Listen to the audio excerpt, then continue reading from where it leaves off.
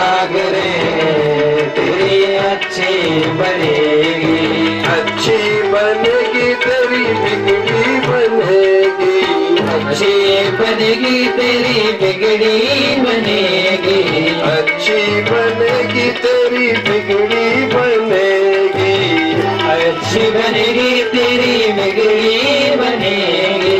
ओ तेरो बड़ भाग रे तेरी अच्छी बनेगी, हो तेरा बड़ो भाग रे तेरी अच्छी बनेगी। ध्रुव जी की बन गई प्रहलाद झूठी बन गई, ध्रुव जी बन गई प्रहलाद झूठी बन गई, ध्रुव जी की बन गई प्रहलाद झूठी बन गई, ध्रुव जी बन गई प्रहलाद जी की बन गई। हरि सुमिरन में जाग रे तेरी अच्छी बनेगी, हरि सुमिरन में जाग रे तेरी अच्छी बनेगी, अच्छी बनेगी तेरी बिगड़ी बनेगी, अच्छी बनेगी तेरी बिगड़ी बनेगी। कोई तेरा बड़ा भाग रे तेरी अच्छी बनेगी, कोई तेरो बड़ो भाग रे तेरी अच्छी बनेगी। काका से तोए हंस करेंगे, कागा से कोई हंस कहेंगे, काका से तोए हंस करेंगे, कागा से कोई हंस करेंगे, एक बार क्या हुआ कि मानसरोवर में करेंगे। मिट जाए उड़ के ताक रे तेरी अच्छी बनेगी, मिट जाए उड़े कलियुग केवल नाम आधारा, कलियुग केवल नाम आधारा, सुमर सुमर नर उतरहि पारा, सुमर सुमर नर उतरहि पारा, कलियुग केवल हरि गुण गान, कलियुग केवल हरि गुण गान, गावहि नर पावहि भव ठार, गावहि नर पावहि हरि ठाहा। कलयुग ने कहा महाराज मेरे अंदर एक अच्छाई है। बोले क्या? कि कलयुग केवल नाम आता हूं। ध्यान से ये प्रसंग सुने, आप श्रवण करा सुने। आला कलयुग में इतना बड़ो फल है। अगर कोई कलयुग में न माता हूं आप तीर्थ नहीं कर सकता। तुम्हारा गो का कोई मन की 4 धाम ले गए। ध्यान से सुना कथा को बेफायदा छा। अगर कोई 4 धाम करने गया अब तुम पछा बेटे हाथ जोड़े वो बोले कि हे भगवान कना बोला ही 4 धाम कना ही भाग्यान बिचारा जो तो 4 धामों का दर्शन करना ते चले तो त्यों सड़ी फल जब मिला लो तब मिला लो पर तुम्हारी त्यों से पहले मिली। बस कलयुग ने कहा ये अच्छाई मेरे में है। कलयुग केवल हरि गुण गाहा गावई नर पावई भव था। पहलू दूसरो क्या बोले अगर कभी जो छा मन में बुरो विचारेगी तो मन सा पाप नहीं। सतयुग में अगर कोई आदमी एक आदमी पाप करता था, सुनो सतयुग में भागवत कहते हैं सतयुग में एक आदमी पाप करता था तो सजा सबको मिलती थी। त्रेता युग में अगर कोई पाप करता था एक आदमी तो पूरे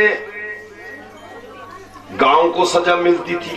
ये त्रेता युग की व्यवस्था थी। एक आदमी पाप करता है तो पूरे गांव को सजा भोगनी पड़ती थी।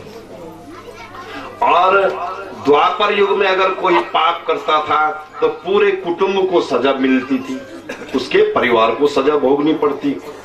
और कलयुग ने कहा महाराज ऐसी व्यवस्था बनाऊंगा कि कोई पाप करेगा तो उसी को सजा भोगनी पड़ेगी, जो पाप करेगा औरों को नहीं छेड़ूंगा। पावई भव था। और अगर किसी के मन में बुरा विचार आ गया, मन में अगर बुरा भाव है क्या कभी, तो उसका पाप नहीं लगेगा, मन सा पाप नहीं है। अरे परीक्षित ने बोली दगड़िया यू तो बहुत बढ़िया गुण ये को। परीक्षित ने बोली यू ही अब सबसे बढ़िया गुण कि बुरु सोचा तो पाप नहीं लगना, और भालो सोचा तो पुण्य मिल जाओ, तो कम बढ़िया छुइयो लगुण। ये तो बहुत अच्छी बात। अच्छा तैन बोली पक्की बात, तैन बोली पक्की बात, तैन बोली प्रमाण। कलयुग ने बोला यत फलम नास्ति तपसा न योगी नाम समाधिना। जो फल तपस्या करने से योगियों को नहीं मिलता, समाधि से संतों को नहीं मिलता, तत्फलम लभते सम्यक कलो के सब कीर्तनम। हे राजा परीक्षित, घर बैठे बैठे कोई कृष्ण का नाम लेगा, संकीर्तन करेगा तो सब फल उसको मिलेगा। अब कोई श्रीमद् भागवत की कथा करो ना तो बजट खर्च के को होनो, और जो श्रेणु होनो तेहने भी पूर्ण फल। परीक्षित ने बोली यू सबसे बढ़िया और बढ़िया बात है। परीक्षित ने बोली दगड़िया मैं दूंगा तुझे जगह, अब मैं तुझे जगह दूंगा, मांग कखरनु तू। बस कलयुग ने बोले महाराज मैं हनी तुम 4 स्थान दी दिया ताकि पर मैं रेजो लो। परीक्षित ने बोली मांग। तो कलयुग अब जगह मांग रहा है। कलयुग एगी अब जगह मांगनो कखरनु कलयुग सुनियाला। मैं कोशिश ये करने की मतलब कथा आपको थोड़ा आप समझ में आ जाए माताओं। अब कलयुग जगह मांगने लगियो तो कलयुग ने बोले महाराज द्यूतम पानम स्त्री सूनम यत्र धर्म चतुर्विदा अभ्यार्तिस्तदा तस्मै अस्थानानि कलयो ददो। कलयुग स्थान मांगने लगियो। बोले महाराज राजा परीक्षित आप बहुत धर्मी राजा छे, पर मी जगह दी दिया। बोले कख देनो तो बोले द्यूतम जख जुआ खेलदा तक मैं रोलू, जगेरा पत्ती खेलदा तक रोलू मैं। तुम पति का कार्ड में तकी ही मेरा बिछोड़ा वाला और यही मेरा ढकेना वाला। तो बोले बहुत बढ़िया, हमारा राज में कोई पति खेल ही नहीं। अरे परीक्षित ने बोले अरे बहुत सुंदर। द्यूतम जहां द्यूतम मानी जहां जुआ खेला जाता है, जख पत्ती क्या खेला, जख ताज खेला ताश और तके दोनों नाश। पहलू स्थान मांगी कलयुग। तैन वाली वो भी दिनी तुए। अब दूसरू पानम जहां मदिरा पीते हैं, जख शराब पिएंगे महाराज तुम बोतलों में ही रो लो। और पहले ही दगड़िया दगड़िया दारू दगड़े पिया और तब मारे लाभूंगा, ये काम मैं आप ही करूंगा। परीक्षित ने बोली यू भी ठीक। दूसरा स्थान मांगा, पहला स्थान मांगा द्यूतम जहां जुआ खेला जाता है, तीसरा मांगा पानम जहां मदिरा पी जाती है, और तीसरा स्त्री जहां के पुरुष व्यभिचारी होते हैं, जहां के पुरुष लंपट होते हैं, जिन पुरुषों का चरित्र बिगड़ जाता है उन घरों पर मैं रहूंगा। कल परीक्षित ने बोली यू भी ठीक। और चौथा स्थान शून जहां हिंसाएं होती है, जहां बकरे और मुर्गे काटे जाते हैं उस घर में मैं रहूंगा। परीक्षित महाराज बोले बहुत सुंदर, मेरे घर में न कोई शराबी है, न जुआरी है, और न कोई वैश्यवृत्ति होती है, और न हिंसाएं होती है। परीक्षित महाराज ने बोली रे कर तू, अरे तो कदिए जानो तो ना महाराज आज मैं बस थोड़ा देर होगी, कोई बात नहीं, बहुत जल्दी मैं अपना काम कर दियो। कलयुग बैठ गया इन 4 स्थानों पर। वह क्या यार कलयुग 4 स्थानों पर बैठे की माताओं। द्यूतम जख जुआ खेलना, एक पति न रखने घर में। अब डेरा घर कभी इंदा का मैंने पति खेलना बैठी तो तुम्हारी नहीं कुड़ी अपने डेरा जावा बिल्कुल बोल दियो तार न टलियो न बोल क्या करा लो कोई हमारे बेटो सत्संग करो तो हमारे बेटा भगवान को भजन करा कीर्तन करा जो खेलते हमारी कुड़ी गई तुम थोड़ा देना ही भगे पानम मदिरा का आटा बहनों कभी अपने घर में मत बनने देना, क्योंकि घर की शोभा गृहिणी से होती है। घर पुरुष का नहीं होता है, घर स्त्रियों का होता है। देवियों घर की गृहिणी होती है। अपने घर में शराब का अड्डा मत बनने देना, उसमें कलयुग है।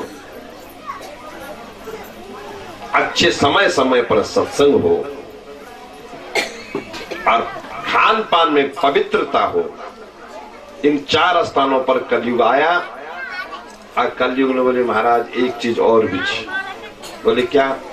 पुनः या पुनश्च याचमानाया, पुनः याचना करने लग गया। जात रूपा मद प्रभु, हे राजा परीक्षित मेरी कुटुंबदारी बहुत बड़ी। कलयुग का 4 लड़का तो वो सबको वर्णन कर लो। काम क्रोध ये सब कलयुग के पुत्र हैं। बोले 4 बेटा और 4 बुआरे तो यूं जगू रली, परंतु अब बुढ़िया और बुढ़ड़े का करणी। तो कलयुग की जो पत्नी थी गुनो दुर्गति, श्रीमती दुर्गति देवी। कलयुग की पत्नी गुनो क्या? श्रीमती दुर्गति देवी। तभी तो बोले बुढ़े तो दुर्गति। कलयुग ने बोले महाराज मैं कलयुग और मेरी पत्नी दुर्गति ने कहा बोल का करा लो तो बोल मेहनी सोना पर स्थान दे दिया। मेहनी सोना में स्थान दे दिया, सोने पे स्थान दे। परीक्षित ने कहा दगड़िया बस ये सौदा नहीं होगा, क्योंकि सोना तो राजा महाराजाओं के मुकुट का आभूषण है और स्त्रियों के लिए मांगलिक माना गया है सोना। विवाह के समय पर सोना चढ़ाते हैं, बहू को नहीं चढ़ाते हैं। देवी देवताओं के छत्र सोने के होते हैं। राजा परीक्षित ने जब मना किया तो कलयुग ने बोली दगड़िया चिंता नहीं करे, यह हम राजनामा कर दो। यूं कर जो न्याय से धन कमाया गया होगा, जो मेहनत मजदूरी का पैसा होगा, उस पर तो राजा तुम्हारा अधिकार होगा। और जो अन्याय का होगा, लूट घसूट करके होगा, झूठ सच से कमाया गया होगा, उस पर मेरा होगा। कलयुग ने बोली जो अन्याय को धन तय पर मैं रोलू। तो परीक्षित ने बोलते क्या करते थे पैसा को तैन बोले मैं अपने नाम हॉस्पिटल को लो लू, लड़े झगड़ा करो लू, कपाल फोड़ो लू, तब हॉस्पिटल भेजो लू, मुकदमा क्या लो लू। ठीक ठेका को लिया जगह जगह तक लो लू। वो काम बस महाराज तय की व्यवस्था में आप ही कर दो। ताकते ना पूछा ताकते तो मैं बहुत समझदार है, तय की व्यवस्था में पैदी कर दी। कलयुग ने बोले ना ठीक है। आप परीक्षित महाराज ने 4 स्थान और एक 5वां स्थान भी कलयुग सड़ी दिए। फिर घर में आई। प्रातः काल के हुए हरिकथा प्रेमियों माताओं, अब थोड़ा सा प्रसंग आपने समझ लो, पढ़ लो। एकदा धनुरुद्यम्य विचरन् मृगया बने, मृगानुगता श्रांता क्षुदिता स्त्री शितो भीषण। एक दिन क्या हुआ, परीक्षित ने कलयुग को जगह दे दी और एक दिन शिकार खेलने के लिए वन में जाने का मन बना दिया परीक्षित ने। अच्छा, परीक्षित राजा क्या करते थे कि रोज रोज वो नई नई मुकुट पहनते थे, सिर पर हमेशा नया मुकुट पहनते थे राजा। तो आज एक मुकुट पहरी ली, नयो मुकुट गाड़ी, नया नया मुकुट, नयो मुकुट निकाली, वो माथा पर लगाई और फिर धनुष बाण ली। आज जंगल की तरफ गए। जब जंगल में थोड़ा देर अगाड़ी गया तो पहली ऋषि की कुटिया आई। ऋषि का आश्रम का आसपास पहुंचे, जो छाने फोड़ा जोगी रहना थे कुटिया फोड़ा। कोस की नदी का तट पर बगल में एक नदी बगड़ी, नदी को नोची कोशिकी नदी। और राजा परीक्षित से प्यास लगी, बहुत ज्यादा प्यास लगी।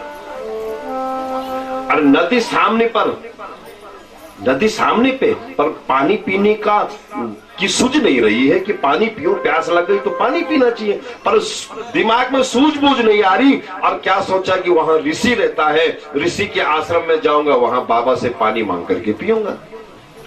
साधु रंग तक साधु अगर मांगू लो कुटिया पर स्वामी जी देला पानी, आज चलेगी स्वामी जी की कुटिया पर, श्रृंगी ऋषि की कुटिया पर चलेगी, पानी पिलाओ बाबा, पानी पिलाओ बाबा जी, पानी पिलाओ। अब वे समय पर माताओं स्वामी जी थे बैठे तपस्या में, स्वामी जी संध्या करना, स्वामी जी का हाथ पर माला, समाधि लगाई, माला पूरी नहीं हुए, और राजा बगल में बैठी हल्ला करो, पानी पिलावा स्वामी जी, पानी पिलाओ स्वामी जी, पानी पिलाओ। स्वामी जी ने आंखें न खोली। राजा सनी बड़ो गुस्सा आई, क्रोध आई। राजा ने बोले अरे ये बड़ो उन्नति स्वभाव जोगी यू। राजा ने सोचे ये जोगी सनी ज्ञान नहीं कि राजा के अंदर देवंश होता है, और ये इतना भान नहीं है इसको।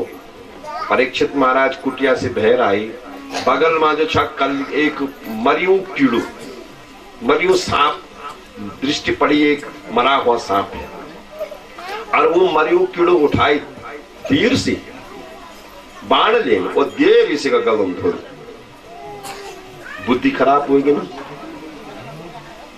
समाधि में बैठे संत और बुद्धि हो गई खराब, और फिर जैसे ही वो मरा हुआ सांप ऋषि के गले में डाला, बहनों कीड़ो ऋषि का गला पर डाली, प्यास ठीक हो गई, चल दिया वहां से। अब शिकार के लिए नहीं गए, घर आए। बगल में एक ऋषि कुमार और है, एक जोगी और रनो बगल में संत। तो वो कोस की नदी का तट पर गए, और जिस ऋषि के गले में सांप डाला था उसका नाम था शमीक ऋषि। ते जोगी गुनो समीक मुनि, और समीक मुनि को लड़का श्रृंगी ऋषि, शमीक को पुत्र श्रृंगी। आज श्रृंगी ऋषि ने एक संत ने बताया कि हे बेटा श्रृंगी, तेरा पिताजी का गला पर आज राजन मरियो सांप डाले। तो बालक घबरेगी, रोने लगा, क्या हुआ, पिताजी के गले में सांप क्यों डाला। तो बच्चा आया घर, उसने पहले उस सांप को उठाया, बाहर फेंका, और बहुत कुछ गुस्सा किया कि राजा की ये औकात, जो राजा, जिस राजा ने हमारे पिताजी की सेवा करनी थी, क्षत्रिय है, संत और ब्राह्मणों के रक्षक, विप्रधेनु सुर संत हित।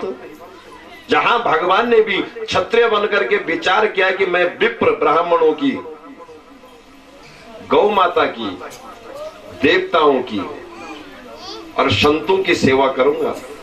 अब आज इस राजा की बुद्धि खराब हो गई कि पिताजी के गले में मरा हुआ सांप, इसको सबक सिखाता हूं। अब माता राजा पर क्रुद्ध हुआ ऋषि कुमार, साधु का पुत्र श्रृंगी, उसने उठाया हाथ में जल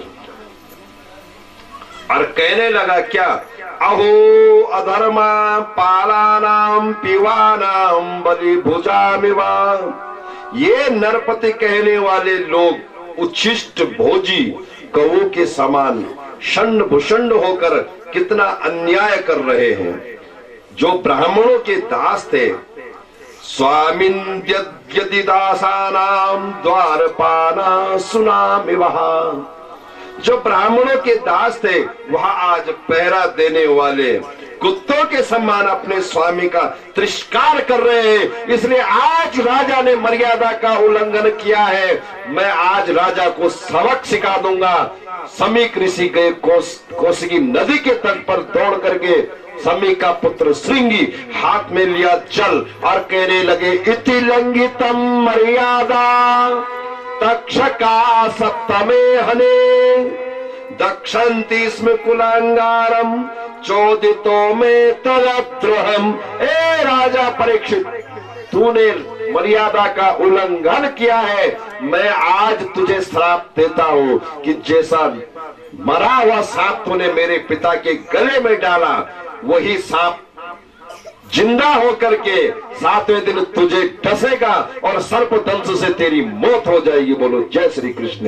इति लंघितम मर्यादा तक्षक सप्तमे हने, तक्षक नाग आएगा सप्तमे हने, सप्तम दिवस तेरी मृत्यु हो जाएगी। ये श्राप है और वृथा न जाए देव ऋषि वाणी, मेरा श्राप कभी व्यर्थ नहीं होगा। राजा को दे दिया गया श्राप। समीक ऋषि के पास आया पुत्र श्रृंगी, कहने लगा बेटा तू क्यों रो रहा है? रो रहा था बगल में। बोले पिताजी वो जो राजा है उसने तुम्हारे गले में आज मरा हुआ सांप डाल दिया। अरे बेटा वो राजा परीक्षित आया था? बोले हाँ। बोले बेटा चिंता मत कर, क्योंकि राजा महाराजाओं की जब संतान होती थी उसको पढ़ाने के लिए संतों के पास भेजते थे। संतों के गुरुकुल होते थे, स्कूल साधु संतों के ही हुआ करते थे पहले। तो वो हमारी गोद में छोटे से बड़ा हुआ, उसका हमसे प्रेम है। क्योंकि जब छोटे बच्चा हो ना, तो जब कहीं जजमानों के यहाँ या कहीं जजमानों के घर में जब पंडित जाते हैं या कोई बुजुर्ग ब्राह्मण आता है तो पहले तो बच्चा डरता है और फिर गोदी में बैठता है, कभी दाढ़ी पकड़ता है, कभी बाल खींचता है, तो बड़ा प्रेम होता है जजमान और ब्राह्मणों का। तो बेटा वो हमारे घरों में पला है। आज कुछ बोलना चाहता था, मैं समाधि में था, उसे खेल खेल में उसने ये कर दिया। बोले नहीं पिताजी अब उसको खेलने का मौका नहीं मिलेगा, मैंने उसको श्राप दे दिया। क्या श्राप दिया? बोले पिताजी इति लंघितम मर्यादा तक्षक सप्तमे हने, 7वें दिवस तक्षक नाग के दंश से उसकी मृत्यु होगी। जैसे ही शमीक ऋषि ने ये कटु वचन सुने थर थर कांपने लग गया। अरे बेटा तूने तो आज ऐसा कार्य किया जैसे किसी डॉक्टर के पास कोई रोगी जाए आशा को लेकर के कि ये मुझे ठीक करेगा, लेकिन रोगी का रोग डॉक्टर पकड़ नहीं सका। रोग को मिटाना था लेकिन रोग को तो नहीं मिटाया, पर ऐसी दवाई दी कि रोगी को ही मिटा दी। आज तुमने ठीक ऐसे ही किया बेटा। अगर अशांत था उसको सत्संग सुनाते, वो बेचैन था तो उसको धर्म मर्यादा का पाठ पढ़ाते, उसके जीवन में शांति होती।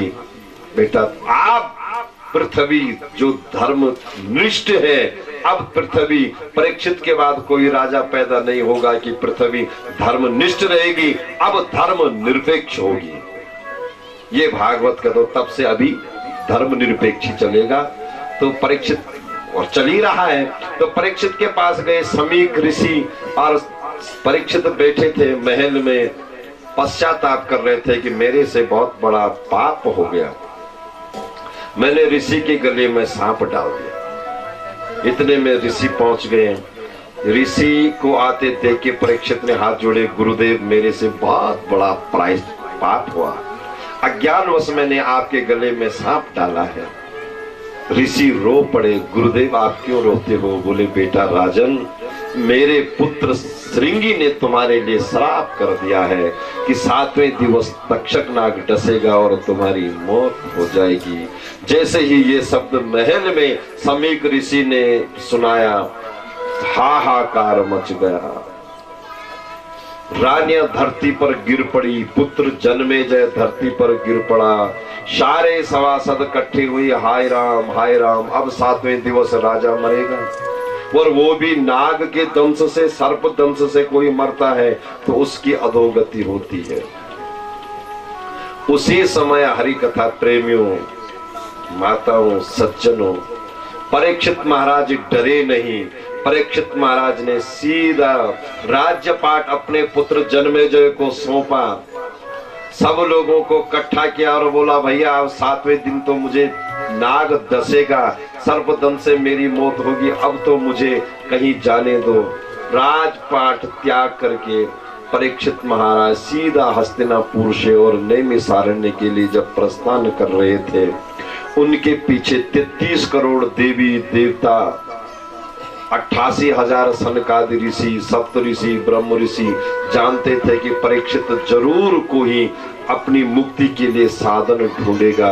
परीक्षित के पीछे पीछे चल पड़े। रानियां मूर्छित होकर के धरती पर गिर पड़ी। सारा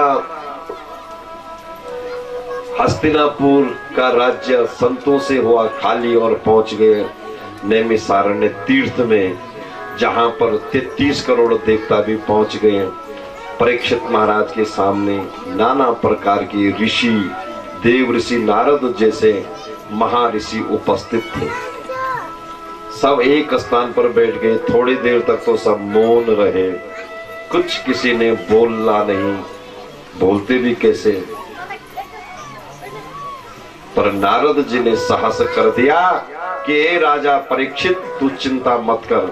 सूर्य वंश में एक राजा हुआ था खटवांग, और खटवांग जब देव सभा में गए थे तो आकाशवाणी हुई थी कि हे राजा खटवांग, 2.5 घड़ी तक तेरी आयु है, 2.5 घड़ी के बाद तेरी मौत होनी है। 2.5 घड़ी होती है 1 घंटे की, 1 घंटे बाद तो नहीं मौत के मुख में जाना। तो 1 घंटे में ही राजा खटवांग ने ऐसी समाधि लगाई कि आत्मा परमात्मा से मिला दी और भगवान के दिव्य लोक को चला गया। और राजा परीक्षित, तुम्हारे पास तो 7 दिन बचे हुए। तो परीक्षित महाराज ने पहले दिव्य प्रश्न किया। क्या प्रश्न किया? बहुत दिव्य प्रश्न किया कि गुरुदेव, वो तो आप सब ठीक कह रहे हैं, परंतु खटवांग का तो भगवान के भजन करने में मन लगा होगा। तो आप अब कृपा ये करो कि मैं 7वें दिवस मरूंगा और सर्प दंश से मेरी मौत होगी। सर्प दंश से मौत होनी है, तो आप मुझे बताइए मुझे क्या करना है। तो नारद जी ने कह दिया कि श्री कृष्ण चरणम भोजम स्मर दुख गमिष्यति। श्री कृष्ण के दुख का स्मरण करो तो दुख दूर हो जाएगा। भजन करो तुम्हारा दुख दूर हो जाएगा। तो माताओं, राजा परीक्षित ने कह दिया कि हे नारद जी, भजन कैसे करो? तो नारद जी ने बोला, ये माला हाथ में लो और माला हाथ में लेकर के माला का जप करो, तो वो भजन हो गया। पर परीक्षित महाराज ने कितना सुंदर कहा कि राजन, हाथ में मैं माला लेता हूँ, पर इस समय मेरा मन भजन करने को नहीं कर रहा। एक और तो मुझे मौत दिख रही है और दूसरी ओर मेरी जो घरवाली इरावती है, जो बेचारी सर पीट पीट करके रो रही थी, उसकी तरफ मेरा मन जा रहा है। मन मेरा पुत्र की तरफ जा रहा है। मेरा पुत्र जन्मेजय जो राजगद्दी पर बैठा है, जिसको अभी युद्ध नीति नहीं आती है, राजनीति में भी जो निपुण नहीं है, कोई दुश्मन राज्य पर आक्रमण करेगा और सारे खजाने को लूट करके ले जाएगा। मेरे पुत्र को या गुलाम बना देगा या मार देगा। तो मेरा तो पुत्रों की तरफ मन जा रहा है। ऐसा कोई मंत्र मुझे बताओ कि मैं पत्नी को, पुत्र को, नातेदार, रिश्तेदार, सब सगे संबंधियों को भूलूं, इनकी तरफ मेरा मन न जाए, इनसे मेरा बिछुड़ना हो और परमात्मा से मेरा जुड़ना हो। तो ऐसा कोई अगर आपको मंत्र आता है तो बताइए, नहीं तो मैं भजन नहीं करूंगा। और माताओं, सही कितना उच्च कोटि का प्रश्न है। करियो तो व्रत रंध, व्रत नहीं रंध करियो, करियो तो व्रत। आप व्रत करियो और जल चढ़ो ढना मंदिर पर, बीच में हार डोखरा मानत नहीं कर सकता, न बेटा न बहू न पुत्र। आएगी नोटिस जमानत ना होगी, नोटिस जागी पल्ले मेरी ना पालक ना होगी। होकर कैद तुझे चलना पड़ेगा, आया को भिखारी करना पड़ेगा। चले तो तुझे चलना पड़ेगा, तुझको चलना पड़ेगा। सत्य परंपरा की नमः पार्वती पतये हर हर महादेव। सज्जनों,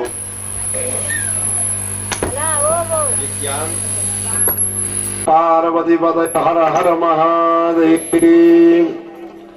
तो माताओं, बस इतना ज्ञान होना चाहिए कि ये शरीर अगर हमको भगवान ने दिया है तो किसके लिए दिया है? इसलिए दिया है इस शरीर पाने का भी महत्व समझ लीजिए। भाई ये सुखदेव जी ने पहले प्रश्न का जवाब दिया था राजा परीक्षित के लिए ना, कि भगवान का और हमारा आपस में ऐसा खेल है।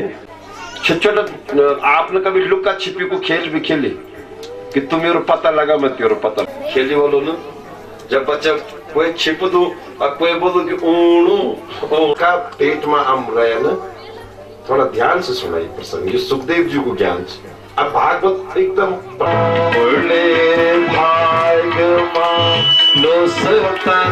पावा सुर दुर्लभ सदग्रंथन गावा, बड़े भाग मानुष तुम पावा सुर दुर्लभ सदग्रंथन गावा, साधन धाम मोक्ष कर द्वारा, साधन धाम मोक्ष कर द्वारा, पाहि न तेहि परलोक सवारा, पाहि न ते पर मानो वश हो सदा सब मोर मनोरथ मानहुनि के, बस हो सदा और पुर सब के। राम भज हे पापी मान, राम भज नाथ मिले मन की जीवन, राम भज हे पापी मन, राम भज राग मिले मुनि जीवन, कबीर भजनो मन राम भजन, कबीर भजनो मन राम भजन, नाट्य सब दगड़ी से भजनो का खान, नाट्य सब दगड़ी से भजनो का खान, राम भज हे पापी मान, राम भज राग मिली मन की दीवान, राम भज हे पापी मान, राम भज हे पापी मन, राम भज राग मिली मन की दीवान, राम भज हे पापी मान, राम भज राग मिली मन की जीवन, राम भज हे पापी मन, राम भज राग मिली मन की दीवान, काबेरी भजनो मन राम भजन, कबीर भजनो मन राम भजन, काबेरी ते करणो मन राम भजन, कबीर करुणो मन राम भजन, नाट्य सब गगड़ से भजनो कथन, नाट्य सब गगड़ सया भजनो कथन, नाट्य सब गगड़ से भजनो कथन, नाट्य सब गगड़ सया भजनो कथन, स्वामी जी ने बोले अरे बड़ी नाट्य नीति दगड़े हुए, अगर कोई पार बोलो अरे राम को भाग्य मधु होली काहि ब्रह्म झलक, भाग्य मधु होली काहि ब्रह्म झलक, भाग्य मधु होली भज हे पापी मान, राम भज राग मिलु मन की दीवान, राम भज हे पापी मन, राम भज राग मिली मन की दीवान, राम को भजन करो जीवन तलाक, राम को भजन करो जीवन तलाक,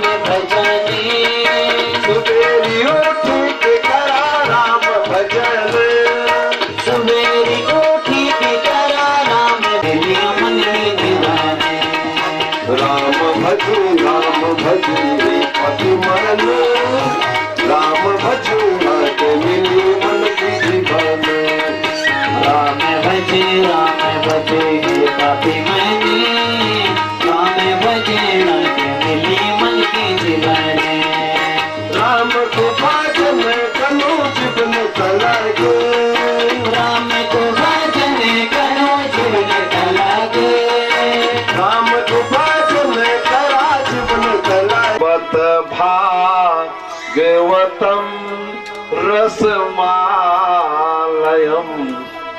मुहुरिहु रसिका भुवि भाहु कहा। सुखदेव जी को जन्म हुए तोता से। जो सुखदेव जी ने भागवत जी की कथा सुनाई तो सुखदेव को जन्म हुए तोता से। तोता का अंडा से प्रकट हुए सुखदेव जी। तो सुख मनि तोता, निगम कल्प तरुर गलितम फलम। निगम मनि वेद, कल्प मनि वृक्ष। तो वेद रूपी वृक्ष पर भागवत जी पका हुआ फल है। क्या भागवत पका हुआ फल है। निगम कल्प तरुर गलितम फलम, पका हुआ फल है। सुख मुखा रमितत्रवसयुतम। सुख मनि तोता, सुख मनि तोता। तो जिस फल पर तोता अपनी चोंच लगाता है वो फल ज्यादा मीठा होता है। अगर आपने कभी तोते का छेड़ा हुआ फल खाया होगा, आरू या अमरूद, तो जखन तोता को कह रहा खाओ केड़ा वो ज्यादा मीठो होता खाएगा। तो जिस फल पर तोता चोंच मारता है वो फल ज्यादा मीठा होता है। तो आप थोड़ा विचार करो कि पहले बोला कि भागवत पका हुआ फल है, गलितम फलम, फिर बोला कि पिबत भागवतम रसमालयम। भागवत को पियो। तो भागवत फल है, तो फल को खाते हैं कि पीते हैं। फलम खाना कि पीना, खाना ना पीना, पीते हैं नहीं खाते हैं।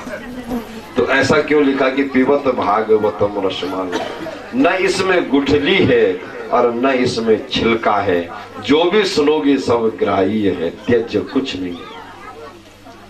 तो माताओं, भागवत जी की कथा सुना रहे सुखदेव जी किसको? राजा परीक्षित को। कि इससे पहले हम थोड़ा सुखदेव जी का जन्म की भी कथा सुन लें।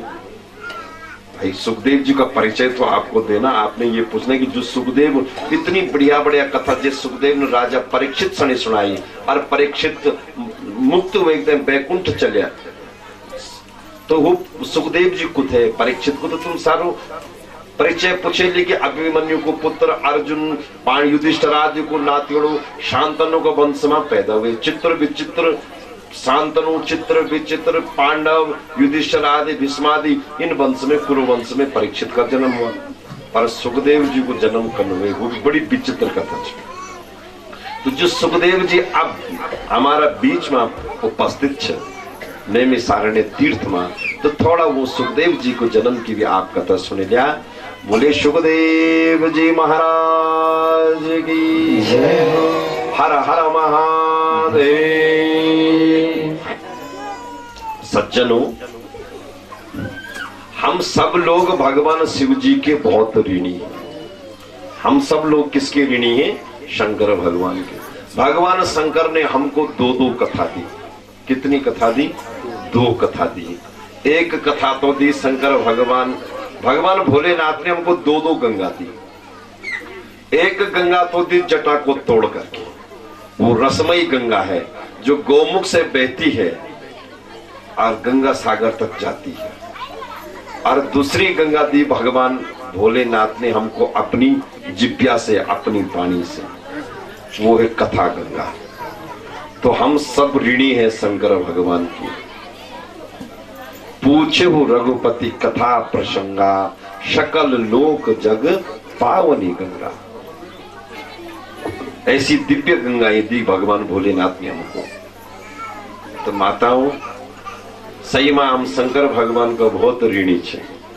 एक बार जो छा शिव जी और एक बार नारद जी ने विचार करी कि सब घरों में जो छा छोटी मोटी झगड़ा बोलो, छोटी मोटू झगड़ा हर घर में बोलो, लेकिन शिव और पार्वती का कैलाश में बिल्कुल भी झगड़ा नहीं हो। शिव जी और पार्वती जी बहुत प्रेम से रहना अपना, मतलब माँ पार्वती जी खिलखिला करके रहती है। शंकर भगवान सत्यम शिवम सुंदरम, कपूर के समान गोरे हैं। माँ उमा जिसका रूप दिव्यमान रूपवती है, माँ पार्वती। और नारद जी ने आज विचार किया कि अगर शिव जी और पार्वती के बीच में थोड़ा बहुत हल्की फुल्की लड़ाई नहीं करवाई तो मैं भी नारद नहीं। पर नारद जी का उद्देश्य था इसके पीछे, ऐसी लड़ाई नहीं करवाई। क्या करवाई कि ब्याह की, ऐसा हमें शंकर भगवान ने सारी कथाएं दी है, लेकिन शंकर भगवान ने कथा केवल दी है, सुनाई नहीं। सुनाने वाले बहुत थे, लेकिन जिसने कथा दी अगर वही हमको कथा सुनाएगा तो कितना आनंद आएगा। ये नारद जी ने मन में दृढ़ विश्वास कर दिया कि ऐसा दृढ़ संकल्प किया। तो माताओं, नारद जी ने विचार करे कि शंकर भगवान का अवतार कैसे होगा। सब देवताओं के अवतार होते हैं, शंकर अवतारदानी कभी अवतार ही नहीं लेते। तो शिव अवतार के लिए ये मेहनत की नारद जी ने, माध्यम बने नारद। तो नारद जी गए एक दिन शिव जी और पार्वती का कैलाश पर्वत में। अब शंकर भगवान बैठे हैं, समाधि लगी हुई है। माँ पार्वती बगल में बैठ करके चरण दबा रही है, चरण सेवा कर रही है, पति के चरण दाब रही है। आ गए नारद जी, नारायण नारायण नारायण। माँ पार्वती भी, अरे नारद आजा आजा बैठ। आसन दिया, नारद जी बैठ गए। अच्छा, नारद जी कहने लगे माँ पार्वती से कि मैया कुछ आजकल बहुत मन खराब हो रखा है। पार्वती जी ने बोली किले हुए तेरे मन खराब बताओ ना। बोले माँ जी जख भी जानो जे घर में जानो तक खटपट खटपट खटपट खटपट चल दी रही। वैकुंठ में गए वह लक्ष्मी और पार्वती जी, लक्ष्मी और विष्णु भगवान के बीच में खटपट खटपट। ब्रह्मलोक में मेरे ब्रह्मा जी को पुत्र नारद, ब्रह्मलोक में जानो तो मेरे पिताजी और मेरी माँ जी की कभी न बनाने आज तक। तब 12 बेटी ही बुढ़िया हुए के ऊपर अजिते भी ही लड़ने लगे। स्वर्ग गया इंद्र और इंद्राणी, वहां भी यही।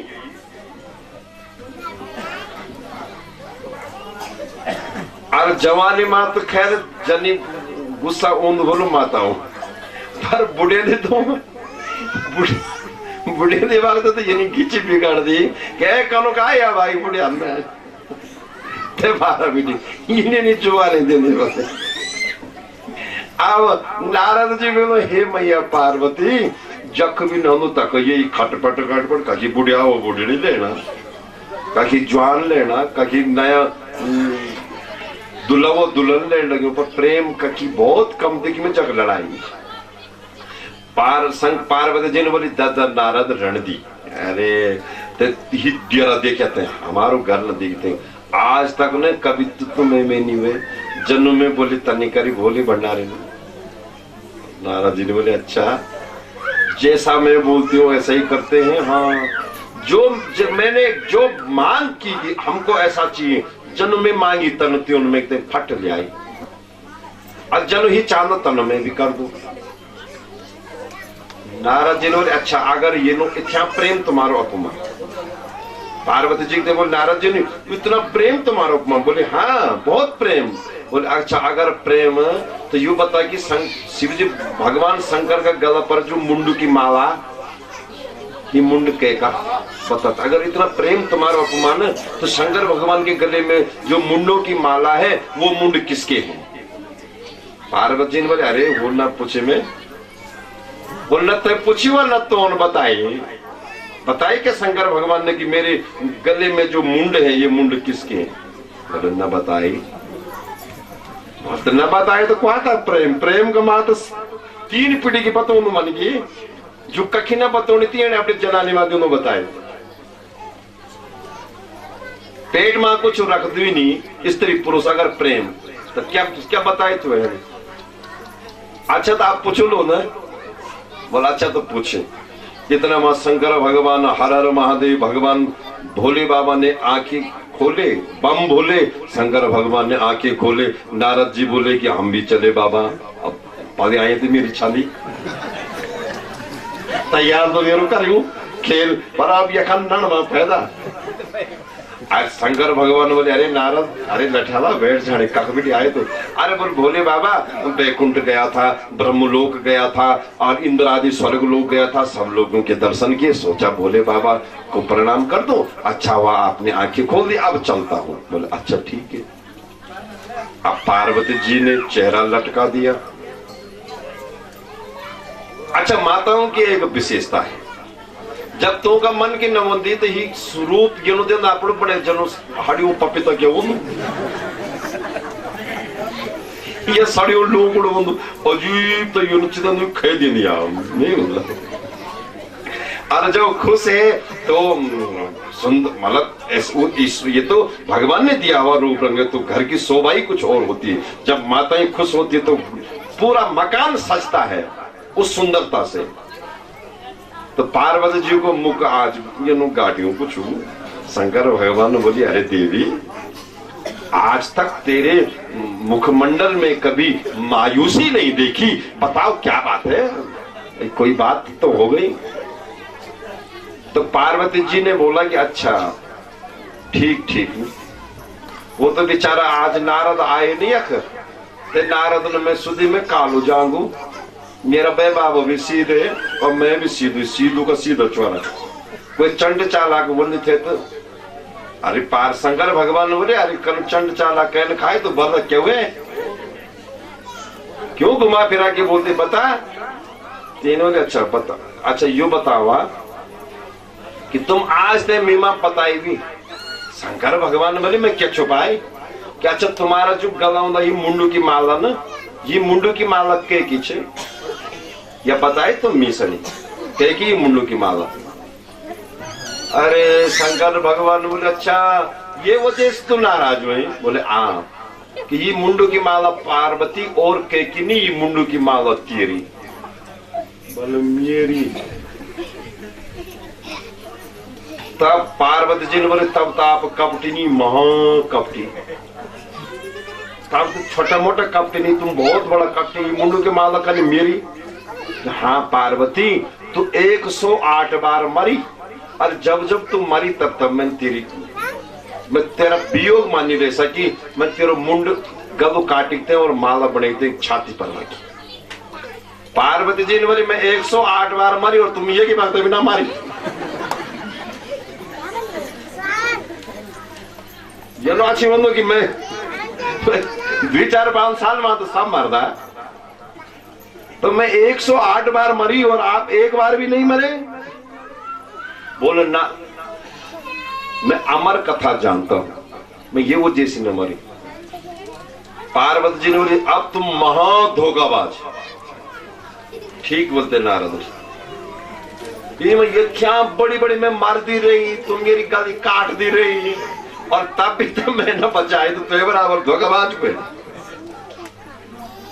ए बुढ़िया कबरे बेटे में तेरी सेवा करूं हाथ किसे की मेरा तेरा खुटा मारने मार फिर भी तो दया नहीं तब तो बहुत बड़ो कपटी। शंकर भगवान ने बोले तो चांदी क्या पार्वती ने बोले अच्छा आप मेरे गुरु जी नारद जी जैन मेरा आंख कान खोली अब सुन आप मरते क्यों नहीं है। भोले बाबा से पूछा तुम मर्द की लेनी बोले मैं ये वजह से नहीं मर्द कि मैं अमर कथा जान तो ये नो करा थी अमर कथा मैं भी सुनावा मैं भी अमर वे जो। शंकर भगवान ने पार्वती जी पहली बहुत समझाई कि देख देवी अमर कथा सुना ते जो छान पहले अपना हृदय में जगह पर दी बनो सबसे बड़ो भांडू कख यख सबसे हृदय को जो बर्तन उस साफ पड़ दुकन ठीक फिर जगह बनोनी थी अमर कथा के अमर तत्व हृदय सुरक्षित हुई जनो शेर को दूध या तो शेर के बच्चे के मुंह में सुरक्षित रहता है या तो सोने के बर्तन में सुरक्षित रहता है। तो पार्वती जी ने बोली बिल्कुल मैं तैयार अब तुम ये कृपा करा कि मैं अमर कथा सुने दियावा और जन तुम नहीं मर दोगे अभी तो मैं भी न मरू। शंकर भगवान बोली ठीक। अब भोले बाबा और पार्वती जी अमर कथा पार्वती को सुनाने के लिए भोले बाबा तैयार हो गए। अमर कथा सुनानी है जगह कहाँ कख जगह जो अमरनाथ के लिंग न पहाड़ गुफा एक अमरनाथ की तो तब वो द्रोणाभीरी पर्वत है जम्बूद्वीप तो जम्बूद्वीप में एक गुफा और वही गुफा में शंकर भगवान ने अपना त्रिशूल को बोले कि जब गुफा जब त्रिशूल और कोई सुंदर गुफा दे जग में पार्वती थे अमर कथा सुनो त्रिशूल गई जम्बूद्वीप में एक गुफा देखी उस गुफा में खटखट खटखट किया खरकट मरकट करके जो भी जीव जंतु थे सब भगा दिए बाहर अब पूरी गुफा साफ सुथरी हो गई त्रिशूल आया शंकर भगवान को बोले भोलेनाथ अब आप मैया पार्वती को अमर कथा सुनाओ मैंने जगह बना दी अच्छा कहा जम्बूद्वीप में शंकर भगवान पार्वती जी को गुफा में ले गई या गुफा न ते वडार को नहीं दिखाई पार्वती जी सीधे से शुद्ध गुफा में नहीं वडार तो उस गुफा में ले गई पार्वती जी को अब ते वडार पुण्य शंकर भगवान पार्वती जी सनी कथा सुनो तो ते गुफा में क्या छे कि एक ते वडार भीतर एक तोता को घोंसला थे तो जब त्रिशूल गई तो त्रिशूल ने तोता तोती तो उड़ाई पर तोता को एक अंडा छे वो अंडा उड़ नहीं सकता अंडा रहेगी भीतर जब शंकर भगवान पार्वती जी से अमर कथा सुनाई कि हे देवी वासुदेव परावेदा वासुदेव परामखा वासुदेव परायोगा वासुदेव पराक्रिया हे देवी पार्वती ब्रह्मविद ब्रह्मैव भवति ब्रह्म को जानने वाला ब्रह्म हो जाता है ब्रह्म को जानने वाला ब्रह्म होता है असली ज्ञानी वो होता है देवी कि जो अपने खाने से पहले अपने भोजन में से कुछ भाग गाय के लिए रख देता कुछ अतिथियों को देता कुछ कौवे को देता कुछ कीड़ों को देता जो सारी लोग जीव जंतुओं में भगवान के दर्शन देखता है देवी वो सबसे बड़ा ज्ञानी होता है पार्वती जी ने बोली जी अब शिव जी पार्वती ने कथा सुना पार्वती बोला जी जी जी जी और आधा कथा हुए पार्वती जी ने आए नींद पार्वती जी से अब वो जो अंडा को बच्चा थे जब शंकर भगवान ने बोले कि एक ब्रह्मविद ब्रह्मैव भवति वो अंडा फटेगी अंडा बेटी जो छत होता वो बच्चा प्रकट में हुए वो जी जब शंकर भगवान बोलते हे देवी पार्वती जो कुछ संसार में हो रहा है वो सब मेरी ही कृपा से होता है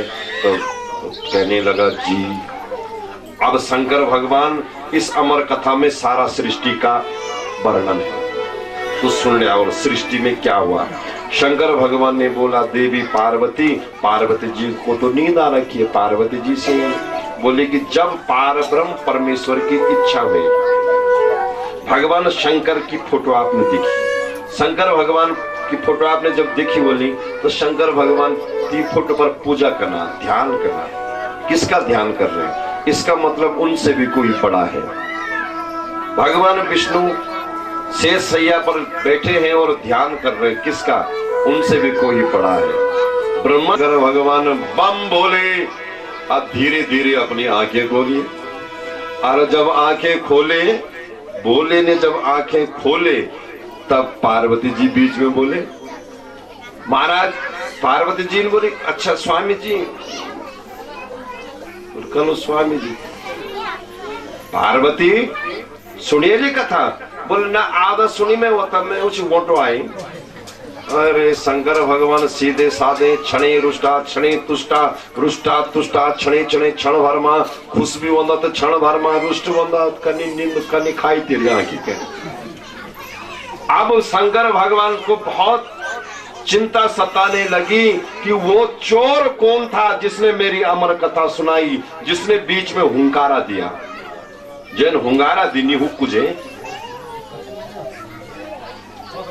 तुरंत शंकर भगवान त्रिशूल बोले जा त्रिशूल और ढूंढ उस चोर को कौन है तो शंकर भगवान की अमर कथा का प्रभाव से वो जो अंडा सी तोता को बच्चा बनेगी और उड़ी अब त्रिशूल बोले महाराज ये चोर है आपका इसने सुनी और पकड़ पकड़ पकड़ते हैं अब तोता को बच्चा उड़ी ते पछा शंकर भगवान भी जाणू और भगवान को त्रिशूल भी पकड़ा पकड़ा पकड़ा 7 द्वीप नवखंड 14 में गए पर पकड़ नहीं सके।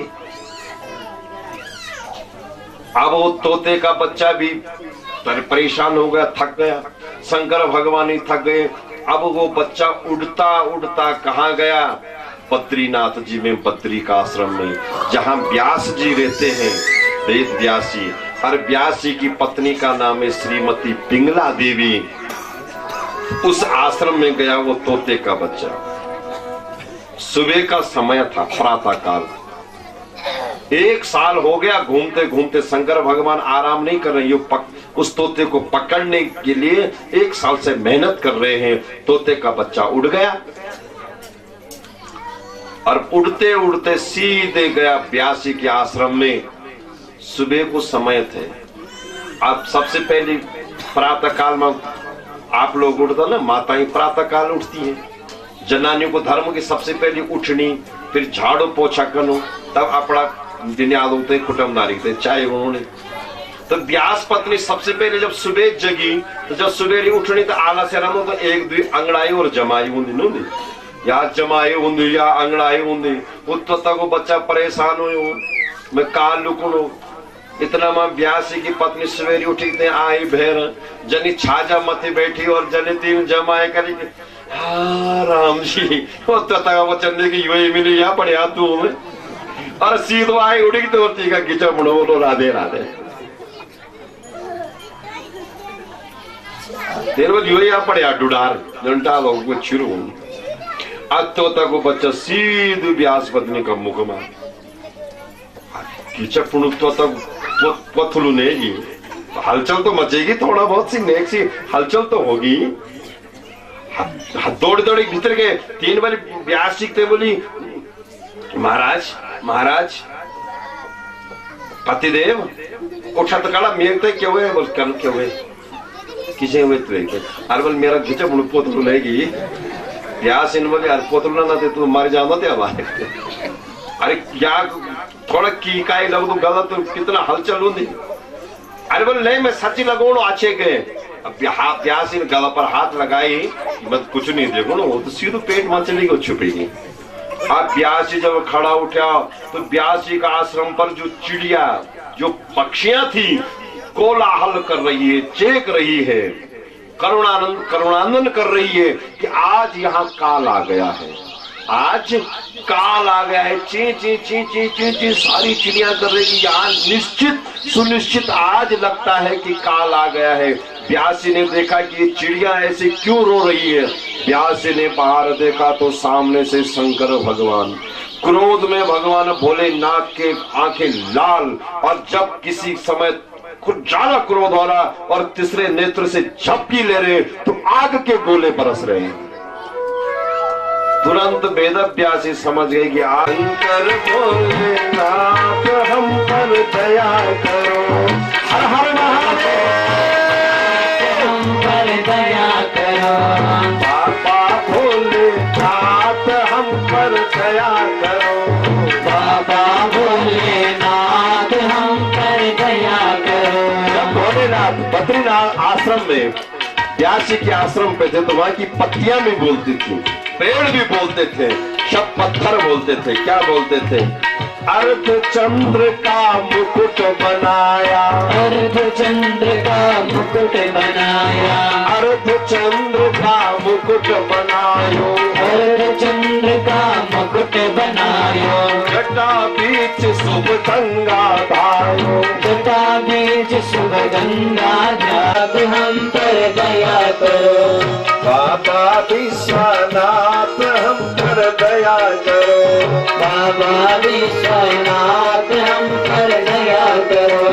3 नयन श्रुति कुंडल साजे, 3 नयन श्रुति कुंडल साजे, और वर्ण भव विभूति विराजे, और वर्ण भव विभूति विराजे। कल सर्पों का हार हम पर दया करो, कल सर्पों का हार हम पर दया करो।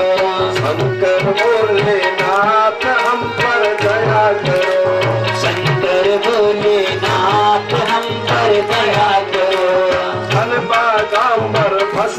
रमावे, तन बागंबर भस्म रमाए, दर दर बाबा अलख जगावे, दर दर बाबा अलग जगावे, सबके कारण हार हम दया करो, सबके कारण हार हम पर दया करो, दया करो भाई दया करो, दया करो भाई दया करो, शंकर भोलेनाथ हम पर दया करो, शंकर भोलेनाथ हम पर दया करो, धर्म बैल की चढ़े सवारी, धर्म बेल की चढ़े सवारी, रूप रंग भाई दया करो, काशी विश्वनाथ हम पर दया करो, काशी विश्वनाथ हम पर दया करो, शिव शंकर महादेव हम पर दया करो, शिव शंकर महादेव हम पर दया करो। बोले शिव गर्भाशय में पहुंच गया और जिस प्रकार गर्भ में गर्भवती होने पर मां पुत्र को जन्म देती है, ऐसे ही वहां मनुष्य आकृति में पेट में गर्भाशय में परिवर्तित हो गया और दूसरे तीसरे चौथे महीने से व्यास जी की जो पत्नी है उसके लक्षण गर्भवती जैसे होने लगे। बहुत खुश हुई कि कम से कम मैं गर्भवती तो हुई। व्यास जी भी खुश हुए कि मेरी कोई संतान नहीं है तो हमारी अब संतान होगी। तो 9 महीना जैसा ही पूरा हुआ, 9वां महीना, तो 9 महीने में बच्चे को जन्म देती है माता।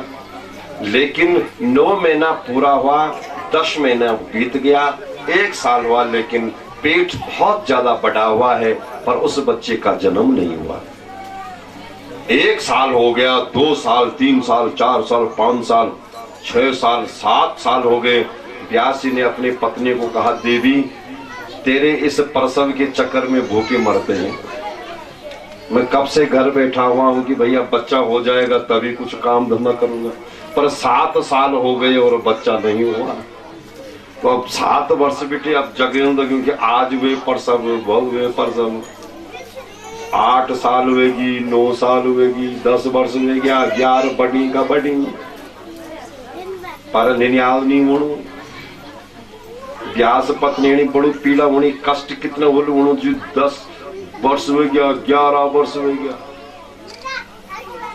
वेद व्यास जी एक बार कुछ स्वर्ग से बुलाव आई कि इंद्र, राजा इंद्र की जो छा वेदांत सुनने की इच्छा बोल लगी। उनकी वेदांत सुनने की जिज्ञासा है, उनको वेदांत पढ़ाने के लिए वेद व्यासी स्वर्ग में गए। इधर आए घर में नारद जी वेद व्यासी के आश्रम पर गए। इस बीच में क्या हो रहा था कि हरि कथा प्रेमियों माताओं, वो जो व्यास जी की जो व्यास पत्नी जो पिंगला है, उसने जब उस बच्चे को, मतलब जो बच्चा पेट में है, विचार किया कि भैया आज पूरे 12 वर्ष हो गए हैं और ये बच्चा बाहर नहीं आ रहा और इतनी मुझे पीड़ा दे रहा है, तो उसको बड़ा भारी क्रोध आया और उसने फटकार लगाई कि तू को ही मेरी पूर्व जन्म का शत्रु है, तू मेरे प्राण लेने के लिए मेरा काल बन करके और मेरी पेट में गया है, तो तू काल है तो इसलिए मारता क्यों नहीं है जल्दी? जब तो मेरा काल है तो मार क्यों नहीं रहा है? तो जो पेट में जो बच्चा है वो बहुत सुंदर तरीके से कहने लगा कि माँ।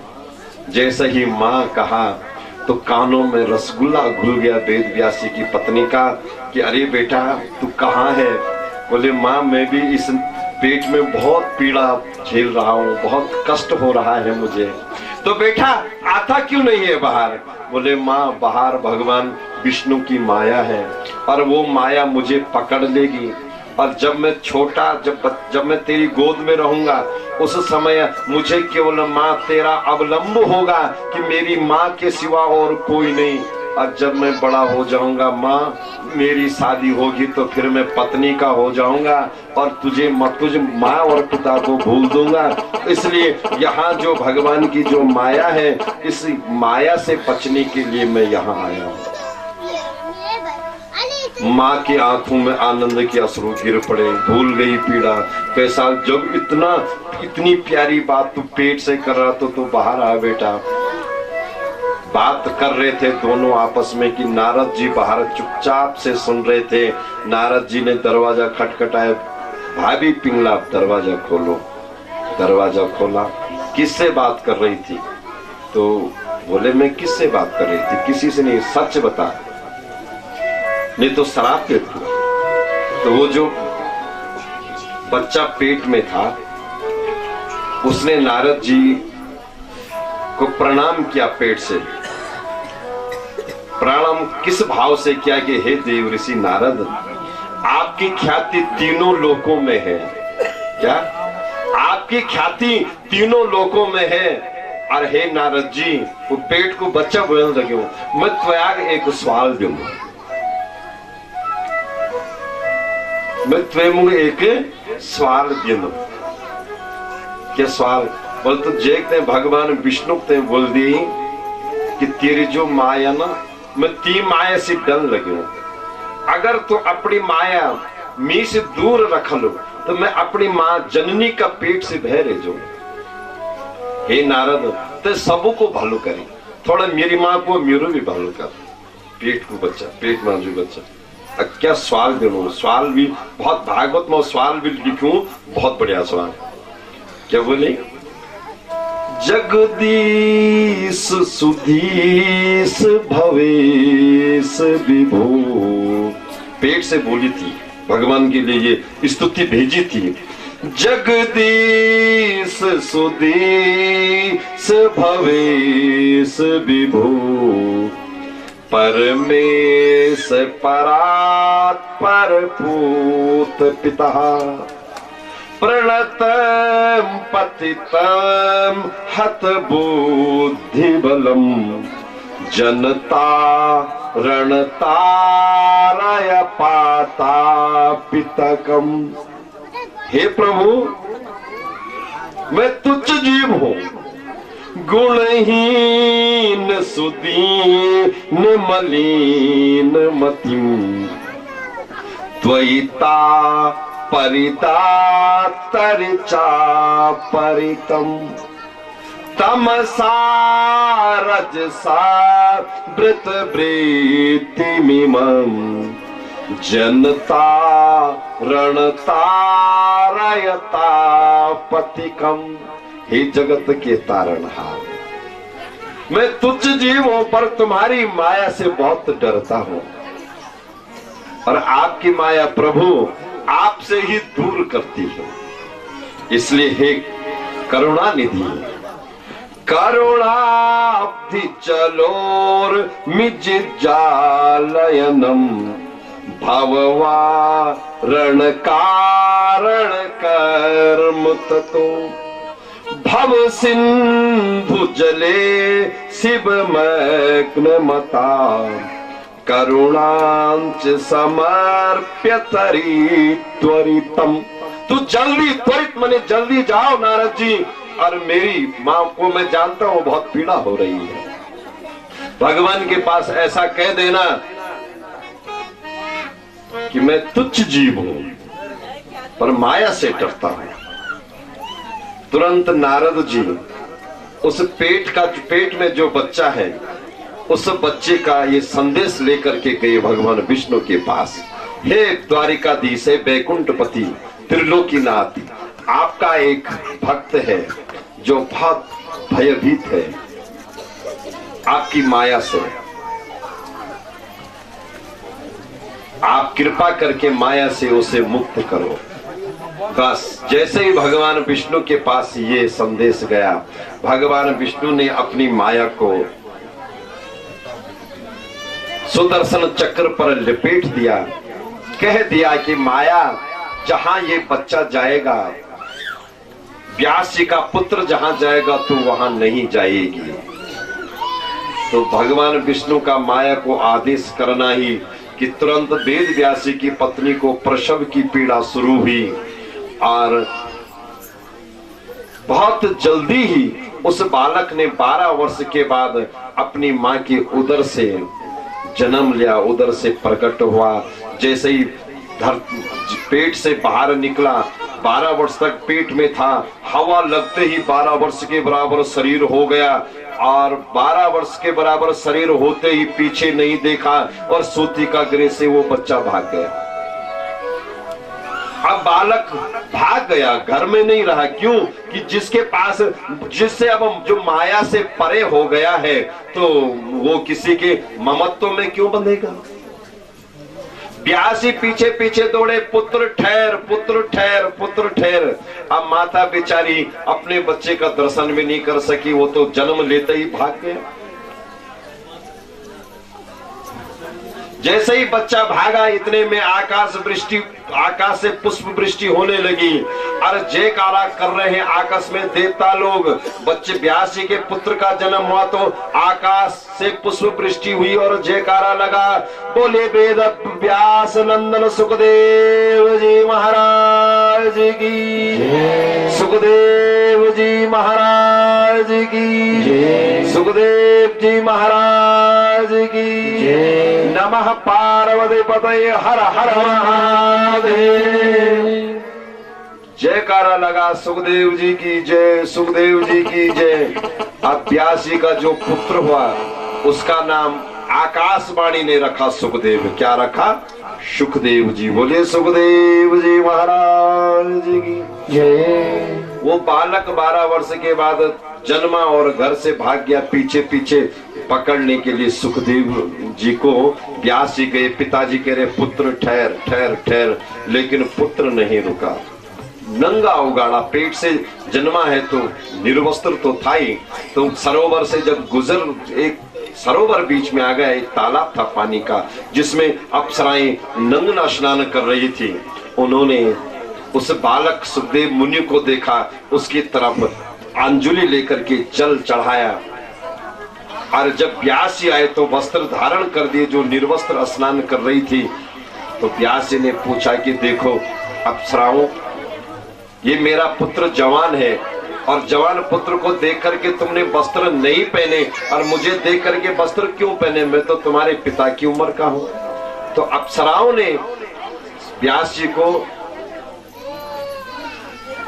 निवेदन किया श्री चरणों में कि देखो मुनि जी, आपको हम क्या समझा सकते हैं, लेकिन आपकी दृष्टि में स्त्री और पुरुष का भेद है, और वेद व्यासी की दृष्टि में न कोई स्त्री है और न कोई सुखदेव जी की दृष्टि में न कोई स्त्री है न पुरुष है, उसकी दृष्टि में सब जीवात्मा ही जीवात्मा है। उसके बाद वो बालक एक वृक्ष के नीचे बैठ गया जहाँ सुखदेव जी बैठे थे। तो व्यास जी और नारद जी आए, उठ बेटा तू घर चल, तेरी मैया तेरे लिए तड़प रही है। तो उस बच्चे ने कह दिया कि पिताजी, कस्मिन जन्मनि मातरो पितरो भवानये, मैं किस जन्म का तुम्हारा पिता पुत्र हूँ और किस जन्म के तुम मेरे माता पिता हैं। मेरे तो कई जन्म हुए पिताजी, कभी कोकर योनि में गया, कभी सूकर योनि में गया, पर कोई न कोई माता पिता का माध्यम तो बनता है। कुत्ते के भी बच्चे होते हैं, उस बच्चे के भी माँ बाप होते हैं, बिल्ली के बच्चे के भी माँ बाप होते हैं, माता पिता तो सभी होते हैं। किस जन्म का मैं तुम्हारा पुत्र हूँ और किस जन्म के तुम मेरे पिता हो? ये संसार है पिताजी, असारे संसारे, ये असार संसार है। इस असार रूपी संसार में पिताजी भव सागर में गोते लगाते चले जाओ, वो गोते कभी पूरे नहीं होते और परमात्मा से बिछुड़ते चले जाओ। जिस प्रभु के आप हैं उसी का मैं हूं, न मैं तुम्हारा पुत्र हूं न तुम मेरे पिता है। ये संसार का नाता है। तो इतने में फिर आकाशवाणी हुई, वृक्ष हिलने लगे और वेद उस बालक की बड़ा पुत्र घर ल्योणकते। व्यास जी ने एक उपाय नारद जी ने बताया कि अब भागवत जी लिखा। तो भागवत जी को लिखने के लिए व्यास जी तैयार हुए। तो व्यास जी तैयार तो इस शर्त पे हुए कि नारद अब मैं बुढ़ा हो गया हूं और मैं लिख नहीं सकता, बोल तो मैं लूंगा पर लिख न सकता। तो नारद जी ने बोले लिखने के लिए मैं लेखक की व्यवस्था करता हूं। बोले वो कौन है? तो बोले शंकर भगवान के पुत्र पार्वती नंदन गणेश। तो माताओं, गणेश जी को बुलाया गया, शिवलोक में गए नारद जी और व्यास जी। पार्वती जी और शंकर भगवान ने बोले कि देख पार्वती, भोले बाबा हम पर एक कृपा करो कि अपने पुत्र गणेश जी को कुछ समय के लिए हमें दे दो, मैं भागवत कथा बोलूंगा और ये गणेश भागवत पुराण लिखेगा। पार्वती जी खुश हुई, भोले बाबा खुश हुए। तो हरि कथा प्रेमी गणेश जी को भेजा गया, लेकिन गणेश जी ने जब भागवत लिखा तो कलम काहे की बनी, ये भी एक प्रसंग आता है। तो कलम काहे की थी? तो गणेश जी को एक दंत बोलते हैं ना, एक दंताय विद्महे वक्रतुंडाय धीमहि। एक ही दांत तो गणेश जी, एक दंत मतलब एक दांत, तो है वो दांत कहाँ गई? द्विदांत थे ना गणेश जी के। तो एक दांत जो चाहे एक बार परशुराम की और गणेश जी की लड़ाई हुई। अब परशुराम जी ने मारी एक कुराड़ा की और गणेश जी को दांत नहीं तोड़ी। तो वो दांत पार्वती जी ने संभाला था। हाथी का मुख लगाया था ना जब गणेश पे, तो हाथी दांत था, तो उस हाथी दांत को संभाला था पार्वती जी ने। और पार्वती जी ने गणेश जी को कहा कि बेटा जब तुम भागवत लिखोगे तो ये जो तेरा दांत मैंने संभाला हुआ है इसकी कलम बना करके लिखना। एक दंत गणेश जी पर है और एक दांत भागवत जी की कलम बनी थी। गणेश जी शिवलोक से बुलाए गए बद्रीनाथ जी में। बद्रीनाथ जब आप जाएंगे, व्यास गुफा आती है सरस्वती नदी के तट पर, तो ऊपर व्यास गुफा है और नीचे गणेश गुफा है। तो गणेश जी के लिए भी कमरे की व्यवस्था की गई। अब जब लिखने की तैयारी हुई, भागवत जी लिखने की, तो गणेश जी ने एक शर्त रखी कि भाई सुनियाला लिख लो, तो मैं आप बोलेंगे मैं लिखूंगा। तो शर्त के हुए भागवत लिखने की। माताओं थोड़ा गढ़वादी में बोलो, थोड़ा हिंदी में बोलो, पर ये नहीं गढ़वादी लगने। जो एक आदमी थे ना तैर बोले कि भाई साहब अब ये भी यहाँ से द्वी मन के जा रहे थे, तुमने भी देखा, तो भाई द्वी मन के वाली गढ़वादियां लगने। और मैं कोशिश करूंगा कि आप लोगों तक ज्यादा से ज्यादा समझाने की। बोले कृष्णचंद्र भगवान की। तो गणेश जी ने शर्त रखी कि वेद व्यास जी भागवत मैं लिख लू, लेकिन मेरी एक शर्त है। बोल क्या? कि अगर आपने बीच में बोलना बंद करे न, अगर आप चुप हो गए तो मैं नहीं लिखूंगा, फिर मैं खड़ा उठूंगा और फिर नहीं लिखूंगा। अरे व्यास जी ने बोली लठियावा यह शर्त तो बहुत ओखी। अरे मैं तो यू बुढ़िया मन की मैं हब तो भी थी बेटी, भागवत तो बहुत लंबू छोड़ो। गणेश जी ने बोला सोच करा समझ करा, अगर खड़े उठेंगे तो फिर मैं नहीं लिखूंगा। अब व्यास जी खड़ा उठिए, नारद जी से मंत्रणा की कि क्या करूं। ये तो ऐसा बोला क्योंकि गणेश जी की तो रिद्धि और सिद्धि जिसकी पत्नी है, जिसके बस में सारी सिद्धियां हैं, तो उसको चाहे 20 दिन बिठाओ चाहे 10 वर्ष बिठाओ, क्या परेशानी है, उसको तो साधक है। व्यास जी ने बोले मैं तो बुढ़िया हुए कि मैं ध्यान बैठ सकूं। नारद जी ने बोले चिंता न कर, गणेश जी जो छान वो कूट प्रश्नों में दियाते उलझे। क्या बोला? उसको तुम कूट प्रश्नों में उलझा देना और फिर भागवत लिखना। तो बोले ठीक है। तो एक शर्त और व्यास जी ने और नारद जी ने गणेश जी से करी कि तेरी शर्त उन्हें गणेश पसंद स्वीकार है। अगर व्यास जी चुप होंगे तो आप उठ के चला जाना, पर अगर तुम्हारी कलम रुकेगी तो व्यास जी खड़े उठ सकते हैं, और जब तक व्यास जी आएंगे नहीं तब तक तुम खड़े नहीं उठोगे, तुम बैठे रहोगे। गणेश जी ने बोले अरे मेरी कलम तो कभी रुक ही नहीं सकती। बोल नहीं रुक सकती तो चल कर शुरू। अब भागवत जी का मंगलाचरण लिखा गया, भागवत जी शुरू होगी। अब सुबेर बेटी लिखन लगे, व्यास जी गणेश जी लिखन लगे, शाम होगी रात होगी, पर गणेश जी लिखने लगे। आप व्यास जी ने बोली कन कनो उठो खड़ो। तो व्यास जी ने विश्राम करते हैं, एक श्लोक बोली, श्लोक बोली। और श्लोक क्या कि युधिष्ठिर यस्य युधिष्ठिरस्या कन्या नकुलेन विवाहिता। ये प्राधि के श्लोक दिए हैं देवी भागवत ने। स्कंद जब भागवत का परिचय करवाया कि ये देवी भागवत पर है, 9वां स्कंद है, उसमें प्राधि दी है कि जब व्यास जी ने भागवत लिखाया और जब व्यास जी थकी गया ना, शर्त वो है कि जो अगर व्यास जी रुकला तो गणेश जी ने फिर लिखना नहीं, वो तो चले जाने, तो और गणेश जी अगर रुकेंगे तो व्यास जी उठ सकते हैं। तो कन रुकी गणेश जी की कलम।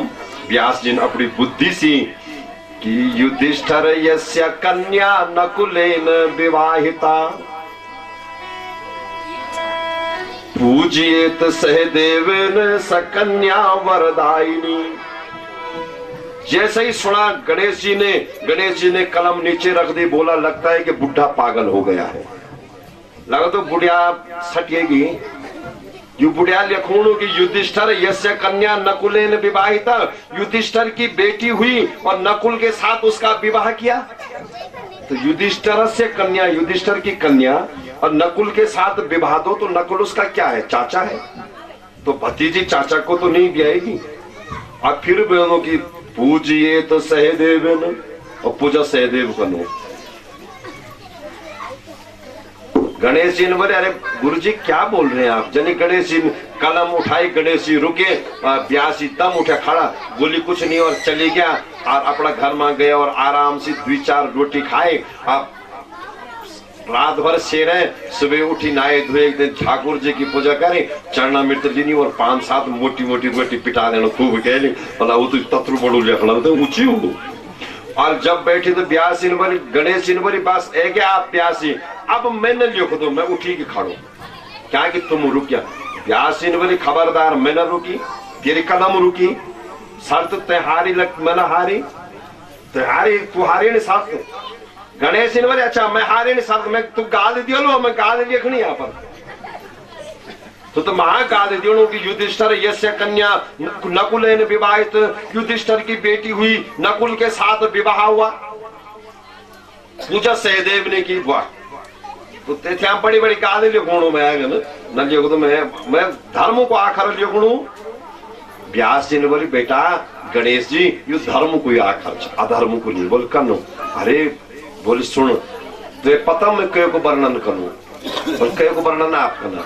बोल सुन कि युधिष्ठिर यस्य कन्या युद्ध स्थिरा, जो युद्ध में स्थिर है, जो योद्धाओं के समान स्थिर रहता है, जो कभी हिलता नहीं है, वो है हिमालय। हिमालय क्या स्थिर, युद्ध स्थिरा, योद्धाओं के समान स्थिर है कौन, हिमालय। और हिमालय की बेटी युधिष्ठिरा यस्य कन्या, वो कन्या है पार्वती तेरी मां। और नकुलेन विवाहिता, और उसका विवाह हुआ शंकर भगवान के साथ। और शंकर का कोई कुल ही नहीं है, न ते की बे को पता, न ते का बाबा को पता, न दादा को पता, तो वो नकुल, जिसका कोई कुल नहीं वो नकुल। तो नकुलेन विवाहिता। और पूजिए थे सहदेवेन, सब देवता पूजा करने लगी हूँ सहदेव ने, सायदेव सब देवता लेकर के आप घर जाएंगे। बोले श्रीमद् भागवत महापुराण की सत्य परंपरा की, नागराज भगवान की जय, सुरखंडा मैया की जय, नमः पार्वती पतये हर हर महादेव। आइए जब तक आरती तैयार होती है तो जितनी हमने कथा सुनी ना, तो इसको पचाने के लिए जैसा ज्यादा जब खाते हैं तो हजमोला खाते हैं कि नहीं, तो पच जाता है। तो जो ज्यादा कथा सुनते हैं तो उसको हृदयंगम करने के लिए वो एक संकीर्तन होना चाहिए, तब वो याद रहती है। सभी लोग प्रेम से बोला